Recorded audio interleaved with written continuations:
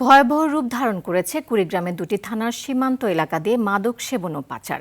এইসব সীমান্ত দিয়ে প্রতিনিয়ত দেশে ঢুকছে মরণঘাতী মাদক।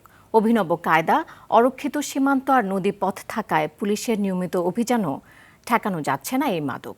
এর ছোবলে ধ্বংস হচ্ছে উঠতি বয়সের তরুণ ও যুব সমাজ। কুড়িগ্রাম উত্তর প্রতিনিধি আব্দুল কুদ্দুস চঞ্চলের রিপোর্ট জানাচ্ছেন আবরার মাহি। AKS অর্জন করল গিনেস ওয়ার্ল্ড রেকর্ডস। AKS কুড়িগ্রামের কচাকাটা ও ভুরুঙ্গামারী থানার সীমান্ত এলাকার বিভিন্ন স্পটে সন্ধ্যা নামলেই এভাবেই বেচাকেনা হয় ভারতীয় মদ, গাঁজা, ইয়াবাসহ বিভিন্ন প্রকার মাদকদ্রব্য।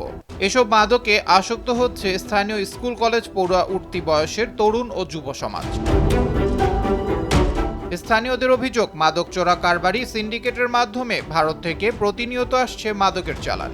এসব মাদক স্থানীয়ভাবে বিক্রির পাশাপাশি চলে যাচ্ছে দেশের বিভিন্ন অঞ্চলে। প্রশাসন এখন পর্যন্ত কোনো মাদক চোরা চালান ধরে নাই এবং কোনো আসামিকেও গ্রেপ্তার করে নাই। বিভিন্ন মহল অনেক চেষ্টা করেছে মাদক থেকে এই সমাজকে নির্মূল করার জন্য, অনেক সভা সেমিনার হয়েছে, সবকিছু এখন ব্যর্থ। এই যে অল্প সময়ে বেশি লাভ যে একটা বিষয় আছে, মূলত সেই জন্যই কিন্তু এই মাদকের সাথে সবাই অটোমেটিক্যালি জড়িয়ে গেছে। জেলার জয়মনিরহাট ও পাথরডুবি সীমান্ত দিয়ে গাঁজা আর ফেন্সিডিল, সোনাহাট, বলদিয়া ও কেদার সীমান্ত দিয়ে মদ, কচাকাটা ও নারায়ণপুর সীমান্ত দিয়ে আসছে ইয়াবা।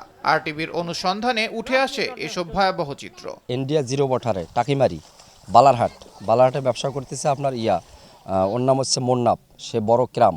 ইন্ডিয়া থেকে এনে বেছে এই এলাকার ছোট ছোট পোলাপানদের নিয়ে যায় বাসায় জায়গা দিয়ে, ঘরে জায়গা দিয়ে খাওয়াইতেছে। প্রশাসন বলছে নিয়মিত অভিযান পরিচালনা করা হচ্ছে এবং আটক করা হচ্ছে মাদকের চালান সহ কারবারিদের। এখানে পুলিশ সবসময় তৎপর রয়েছে। আপনি দেখবেন আমরা সবসময় অভিযান করতেছি, বিভিন্ন সুনির্দিষ্ট তথ্যের ভিত্তিতে অভিযান করতেছি। মাদক, ইয়াবা, স্কাফ।